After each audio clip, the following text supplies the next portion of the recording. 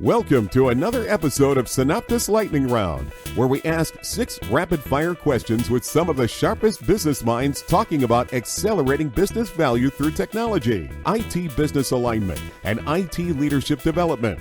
Now, here's Cameron and David. Welcome to another episode of the Synoptus Lightning Round. I'm Cameron Ames. I'm here with David Reddick, CEO of Synoptus. David, how are you doing today? I'm doing great, Cameron. It's looks like it's going to be a rainy day, but I'm going to still try to grill out. So I'm excited about today's episode with Mike Martin with 10K Advisors. This is actually the first time that you've led an interview for Lightning Round. Tell me what that experience was like.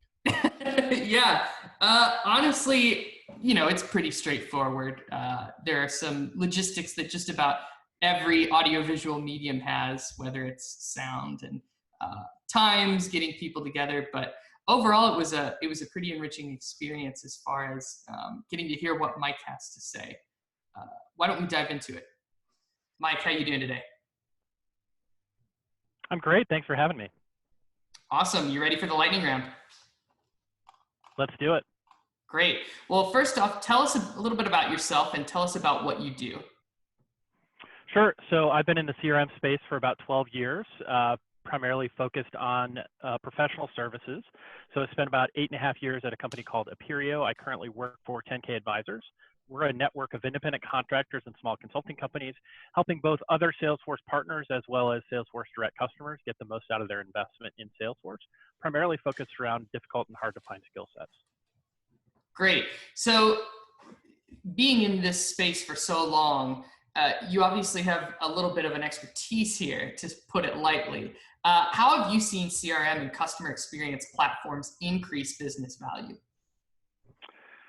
Really, for me, it comes around looking at my customers and seeing where they can be more efficient, where they can have the data at their fingertips to make business decisions that can positively impact their revenue, or decrease waiting times on the service side. It really comes down to giving them the data to make the decision, but also improve the process for the individual users as well. I think we'll talk a lot about kind of user adoption today, and I think that really comes down to making sure that you have user buy-in and what you're building is going to make them more efficient. Yeah, absolutely. So then with these adoptions that you've seen with user adoption, what are some of the biggest challenges that you found when you pick up some of those platforms or when you implement one of these platforms?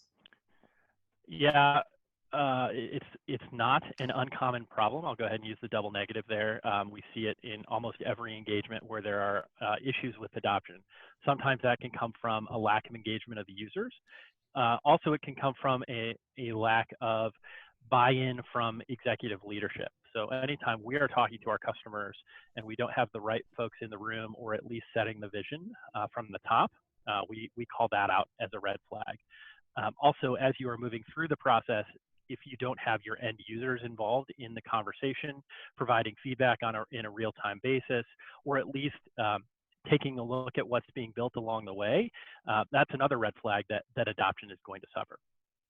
Yeah, absolutely. I love what you said about that dual nature that you need. You need that executive buy-in, but you need that feedback from users. You got to have it on both levels. It's so critical. That I 100% agree with that.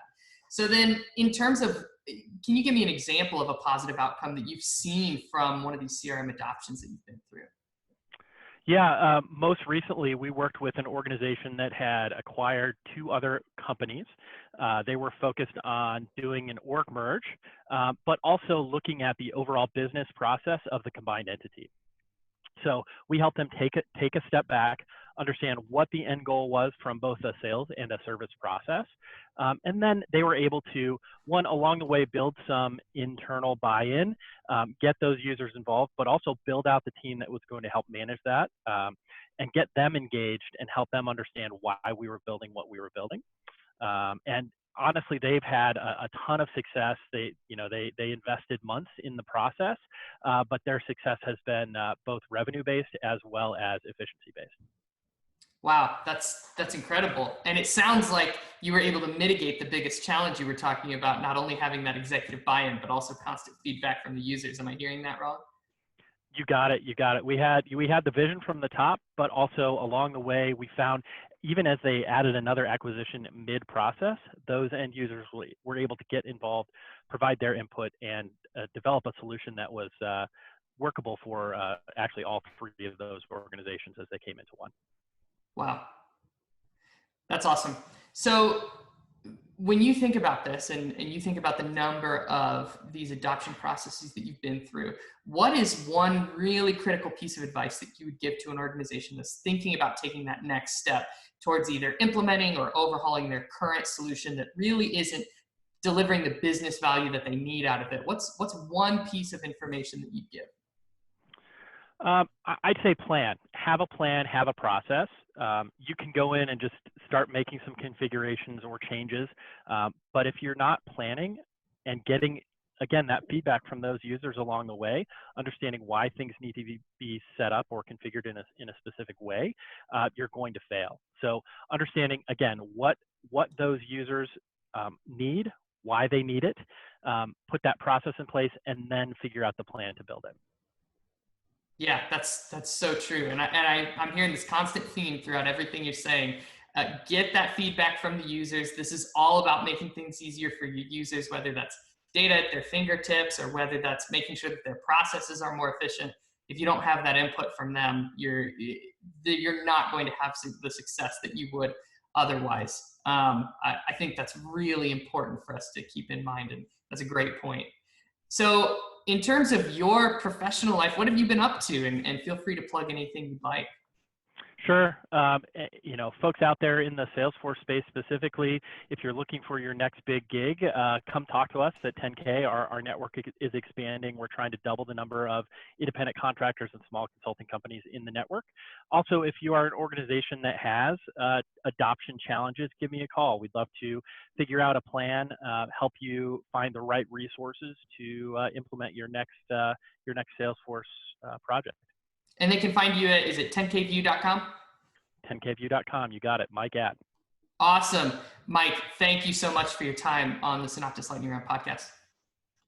Thanks for having me, it was fun. Thanks again to Mike for sitting down to talk with me for the lightning round. So David, obviously there's a lot of the same experiences that Mike is seeing in the staff augmentation space that we're seeing in the project space, especially with regards to executive buy-in, stakeholder buy-in, and a number of other elements as well. What were some of your thoughts on that?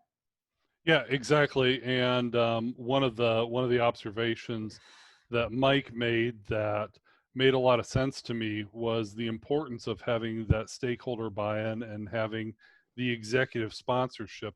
When technology programs go off the rails, it's never the technology. It's not that the program, the solution doesn't work.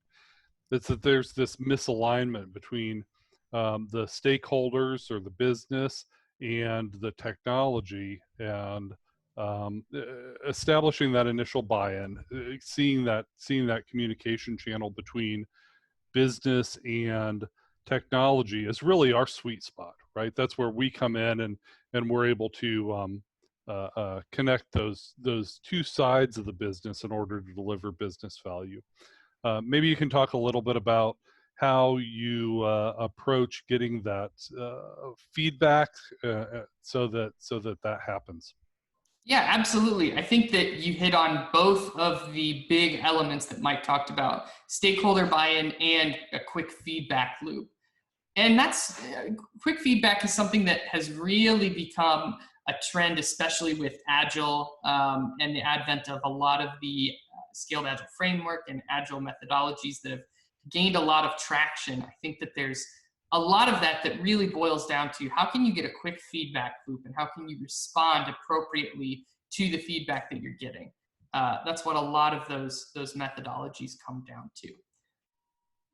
Excellent observations, Cameron, and really enjoyed your leading this first interview with Mike Martin. Thanks again, Mike, and stay tuned for other episodes of Synoptus Lightning Round. Thank you for watching Synoptus Lightning Round. For more episodes of Synoptus Lightning Round, visit synoptus.com, Apple Podcasts, Google Play, or wherever you get your podcasts.